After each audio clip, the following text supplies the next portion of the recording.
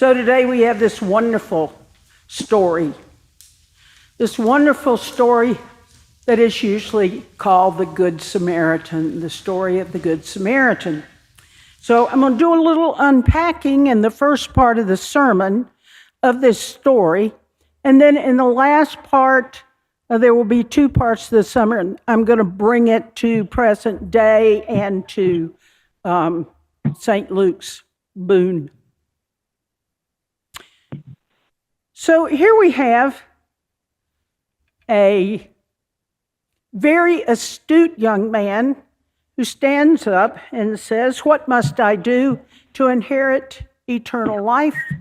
And Jesus says, "Well, what do you read in the law?" And he tells him, and Jesus says, "That is right.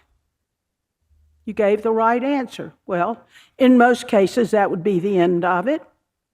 But not in this case, because this young man, I think because he's gotten a good response, may want more. And what must somebody give me a bulletin. Everything is gone from up here.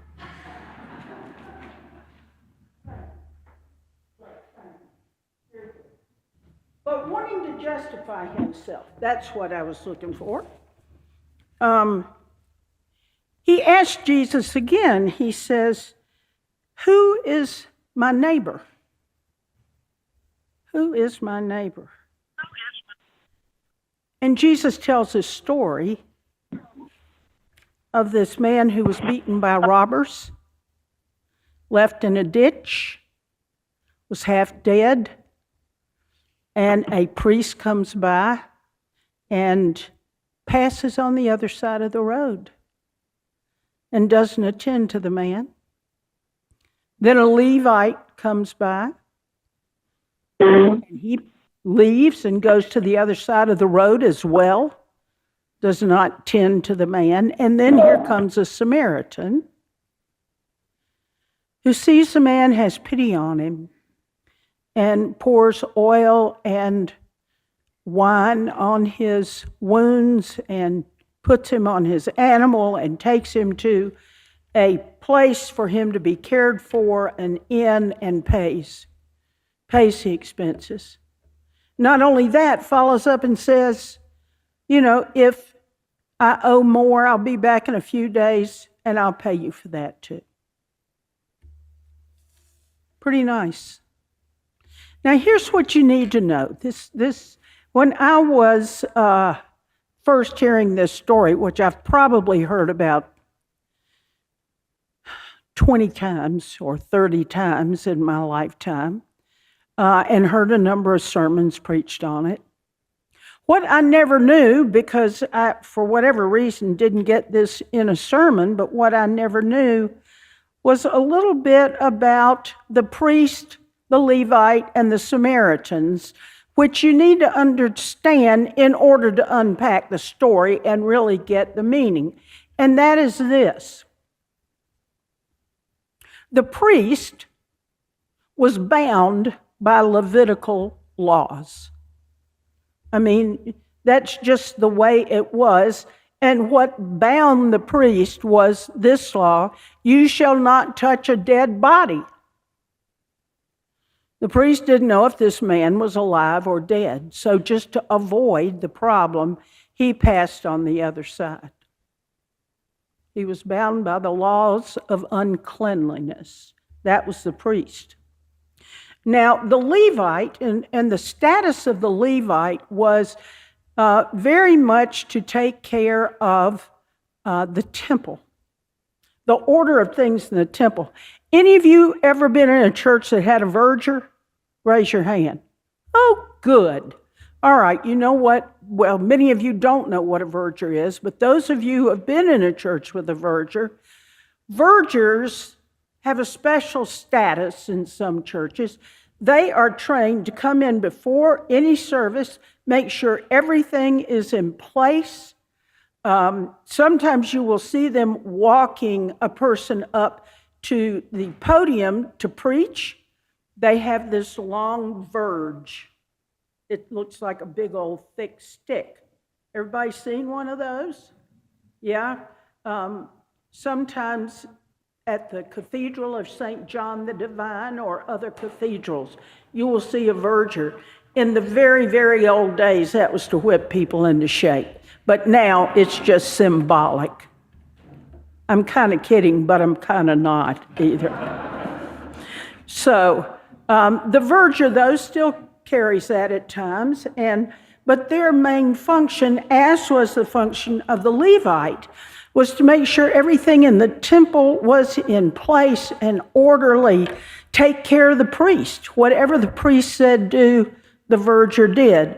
And therefore, the Levite sort of came underneath the same laws that the priest did. They were very close in that.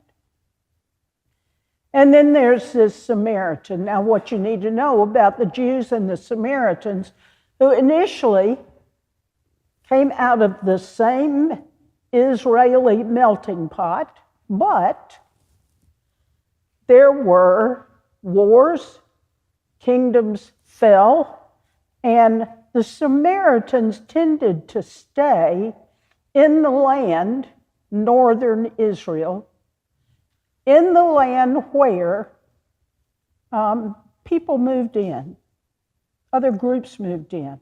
They intermarried with them. And the others, southern Judah, those folks near Jerusalem, they maintained a much more rigid sense of being Jewish. Got it? So there's a real difference there. And there grew up between the two groups a real animosity. And in a lot of texts, it reads hatred. The Jews and the Samaritans hated each other to the point where the Jews were getting ready to build a temple in Jerusalem, and the Samaritans wanted to come help. They thought that was wonderful. They wanted to help. They went, or started to go, and they were turned away. We don't want your help. You are unclean. Now, imagine how that would make you feel. Now, historically, this is hundreds of years ago, but things like that tend to hold on. So there was no love lost between Jews and Samaritans, and yet on this day, who is it but the Samaritan who stops to help because he's been an other? He has been one of the ones about which judgments have been made. And he was not going to make a judgment about this poor man in the ditch, except that he needs help. And I am going to help him. So he takes him to an innkeeper, and he says, take care of him, and when I come back, I will pay you whatever else you need. Which of these three do you think was a neighbor to the man who fell into the hands of the robbers? And the man said, the one who showed him mercy. The one who showed him mercy. That became the overriding value, showing mercy. And Jesus says to him, go and do likewise. Now, that brings me to the second part of the sermon, which just bringing this, I was thinking about, I don't see men in ditches much these days. What is the correlation? What is the correlation for me? What do we need to be looking out for? How do we show mercy? To whom do we show mercy? And I invite all of you to think about that within your own lives. When was the last time I showed mercy or took care of someone who needed care? Well, as I was pondering this, I can say, and I include you all in this, but you can't take my story and make it yours. You have to find your own story. But since I came here last October, I've had no less than 5 different people come to the church needing help. Now, yes, I know there are organizations out there that are set up to help. And I heard about We Can and got a real good explanation about We Can as an organization.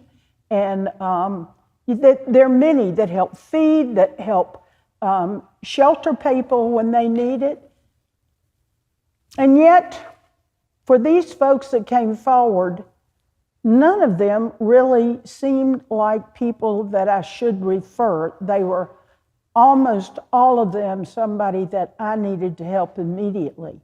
And the one that I'm going to tell you about today was a young woman who came. She sat down in the chair in my office and she began to cry. And she said, I lost everything in Helene. I have been living down the mountain with a family of 6. But that's the only place I knew to go. They took me in. And she said, I travel back and forth from, let's say, Newton Conover to here to job hunt. And what's hard for me is having enough money to keep gas in the car. Well, there was one need, of course. But the other thing was, as she talked more, this woman was highly motivated. She wanted a job. She wanted to live here in Boone, and that's what she was working on when Helene hit. And Helene wiped out every resource that she had, with the exception of her car and her dog. And her dog lived with her in the car. And she made sure to take care of that dog twice.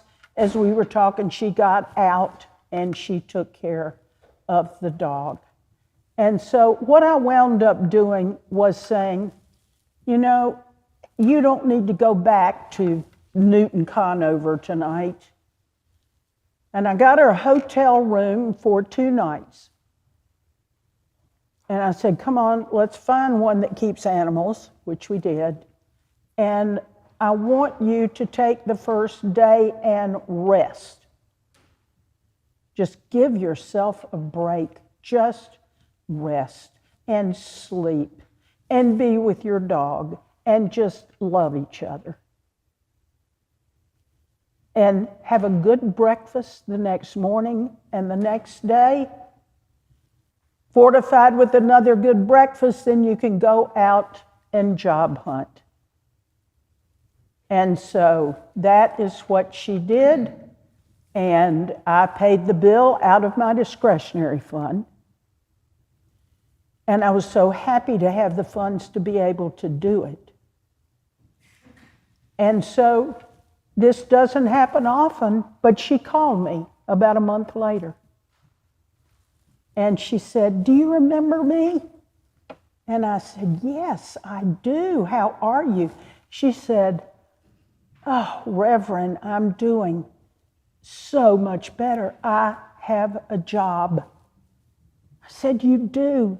She said, yes, I'm working at, and I'm not going to say it because, you know, I want to keep her privacy, but she found a job here in Boone.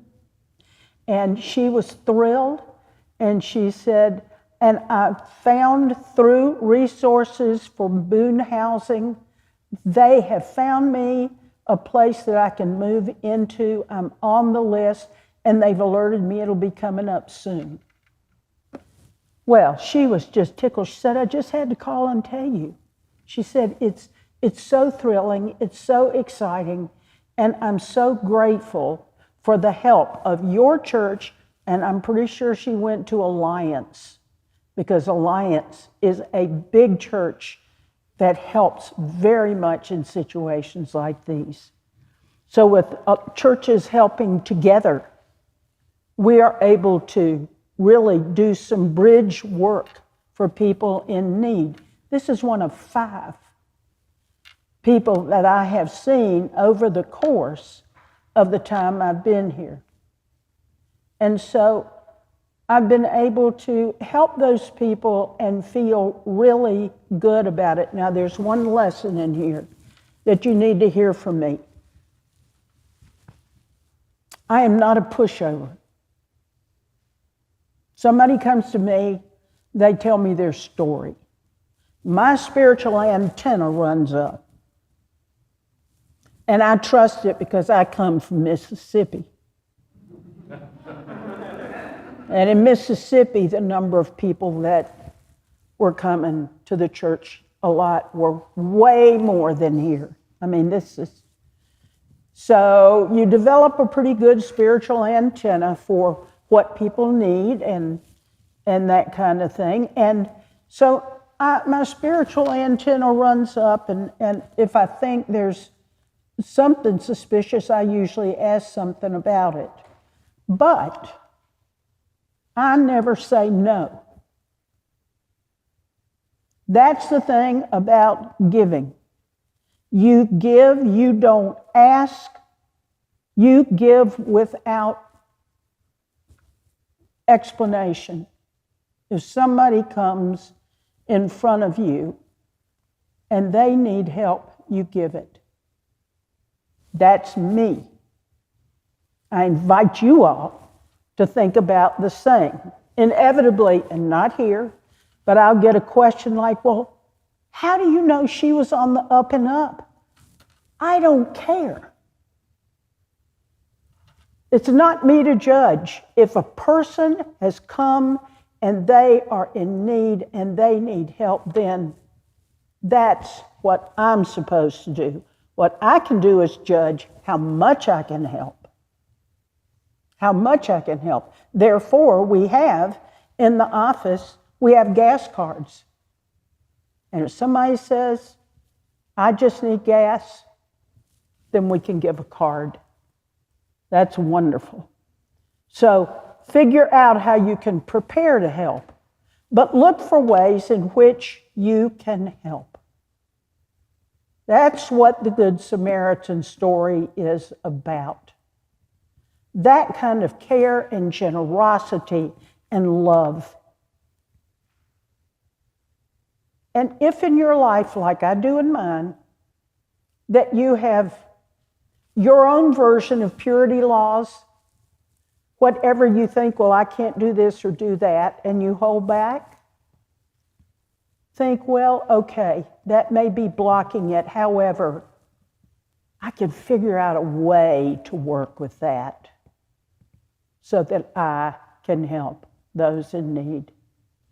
So I just leave that out there with you about this particular story of the Good Samaritan. I do not believe the Levite and the priest were bad people. I let that go a long time ago. They had their own issues that they were wrestling with. Now, you know something about those issues as I do. But we all have issues that we wrestle with. So, it's a great story. The Samaritan was good. And I give thanks that Jesus spoke to us in parables that are just as pertinent and profound today as they were when he told it. And all God's children say,